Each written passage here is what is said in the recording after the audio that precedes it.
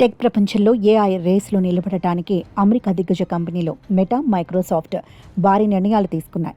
AI ప్రాజెక్టుల కోసం అవుతున్న వేల కోట్ల రూపాయల ఖర్చులను తట్టుకోవడానికి తమ సంస్థల్లోని సుమారు 23,000 మంది ఉద్యోగులపై వేటు వేయాలని ఈ రెండు కంపెనీలు సిద్ధమయ్యాయి. ఇప్పటికే మెటా తన సిబ్బందిలో 10% మందిని అంటే సుమారు 8,000 మందిని తొలగించబోతున్నట్లు అంతర్గత లేఖ ద్వారా స్పష్టం చేసింది.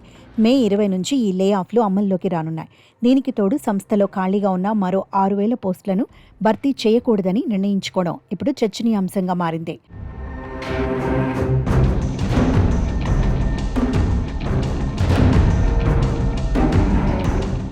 మరోవైపు మైక్రోసాఫ్ట్ వినూత్నంగా తన అమెరికా ఉద్యోగుల కోసం స్వచ్ఛంద పదవీ విరమణ ప్యాకేజీని ప్రకటించింది. సంస్థలో పనిచేస్తున్న సుమారు 125,000 మందిలో 7% మందికి అంటే దాదాపు 8,750 మందికి ఈ అవకాశాన్ని కల్పిస్తోంది. కంపెనీ తన కార్యకలాపాలను క్రమబద్ధీకరించుకోవడంలో భాగంగా ఈ నిర్ణయం తీసుకున్నట్లు ఒక మెమోలో పేర్కొంది. గత కొంతకాలంగా ఈ రెండు సంస్థలు పలు దఫాలుగా ఉద్యోగులను తొలగిస్తూ వస్తున్నప్పటికీ ఈ స్థాయి నిర్ణయాలు తీసుకోవడం టెక్ పరిశ్రమలో చర్చనీయాంశంగా మారింది.